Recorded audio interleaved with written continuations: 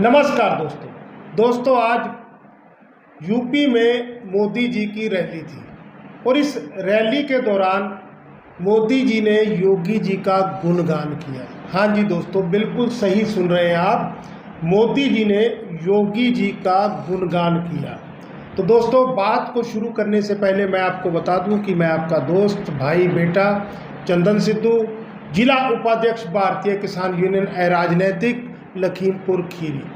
दोस्तों, पहले खबर चल रही थी कि मोदी जी और योगी जी की आपस में रार फंसी हुई है।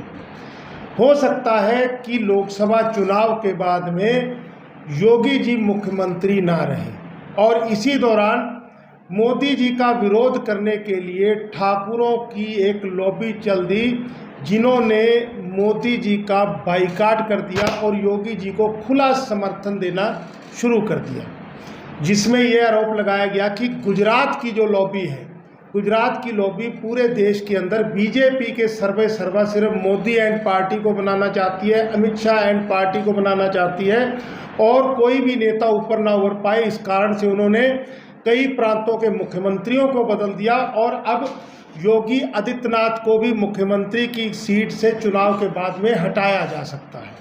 लेकिन दोस्तों, शायद मोदी जी अपनी स्थिति को भाप गए, जैसा कि कई न्यूज़ चैनलों पर ये बात जो है आने लगी है कि इस बार बीजेपी की चुनाव के ऊपर पकड़ नहीं है, इस बार मोदी लहर नहीं है। तो शायद मोदी जी को ये चीज़ महसूस होने लगी और उन्होंने खुले रूप से एक मंच के ऊपर योगी जी का गुणगान करना शुरू कर दिया। उन्होंने कहा कि योगी जैसा नेता उनका साथी है और उनके माननीय मुख्यमंत्रियों में से है। तो दोस्तों, ये जो दिए गए बयान है, इससे ये मैसेज आ रहा है कि अब योगी जी शायद मुख्यमंत्री के पोर्टफोलियो से ना हटे। लेकिन जो खबरें निकल के बीच में से आ रही थी कि योगी जी का टारगेट प्रधानमंत्री की सीट है, ना कि अब मुख्यमंत्री बनना। इसी दौरान एक खबर पहले भी निकल कर आई थी, हमने उसके ऊपर बातचीत भी की थी कि नितिन गडकरी और योगी जी आपस के अंदर एक दूसरे को सपोर्ट कर रहे हैं और अगर 230 या 240 सीटें रह गई तो हो सकता है बीजेपी के अगर प्रधानमंत्री बने तो नितिन गडकरी बने।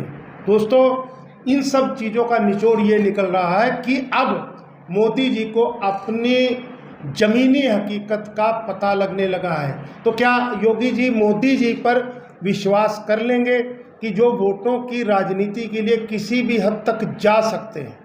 हालांकि इन सब बातों से हमारे को कोई मतलब नहीं है, क्योंकि हम लोगों को एक ऐसी सरकार चाहिए जो देश का विकास करे। हम लोगों को एक ऐसी सरकार चाहिए जो सबको एक सम्मान लेकर आगे बढ़े, जिनके लिए कोई विशेष जाति सर्वे ना हो। हम लोगों को एक ऐसी सरकार चाहिए जो भारत को तीसरी बड़ी शक्ति के रूप में उभार कर आगे लेकर आए। हम लोगों को एक ऐसी सरकार चाहिए जिसके सत्ता में रहते हुए वाकई में राम राज्य हो, हर जगह सुकून और शांति और बिल्कुल सुरक्षित शासन हो।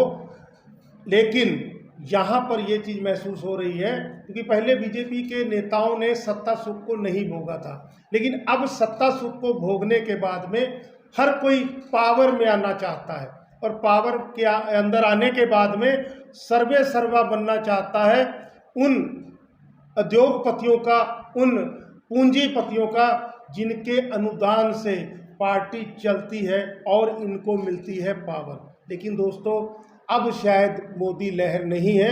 इसके कारण गोदी मीडिया के कुछ चैनलों ने भी मोदी जी से पल्ला झाड़ते हुए नजर आए हैं और इसी ज़मीनी हकीकत के कारण मोदी जी ने योगी जी का गुणगान किया है। लेकिन इस गुणगान के पीछे एक चीज़ और भी नज़र आ रही है कि अगर ये सत्ता सुख के लिए दोनों नेता राजनीति कर रहे हैं, दोनों नेता राम राज्य को लाने की बात कर रहे हैं, तो दोस्तों, जो बीजेपी का वादा था सबका साथ और सबका विकास, वो वादा अब क्या साइड में रख दिया जाएगा? अब क्या उस वादे के बाद में जो राम राज्य लाने की बात थी उसको भी साइड में रख दिया जाएगा? या बीजेपी की नीति के अनुसार जो हिंदू राष्ट्र बनाने की बात थी उसको भी साइड में रखकर सत्ता सुख को भोगने का ये लोग काम करेंगे? और वो भी यहाँ पर एक चीज़ बताएं कि सत्ता सुख के लालच में इन लोगों ने बीजेपी की नीतियों को भी साइड में कर दिया, जिसके कारण बीजेपी ने जो पकड़ दिखाई थी अटल बिहारी वाजपेयी के शासनकाल से अब तक, वो पकड़ अब खत्म होती नजर आ रही है। तो दोस्तों, हमको बीजेपी से कोई अर्थ नहीं है, हमको कांग्रेस से या किसी और पार्टी से कोई अर्थ नहीं है।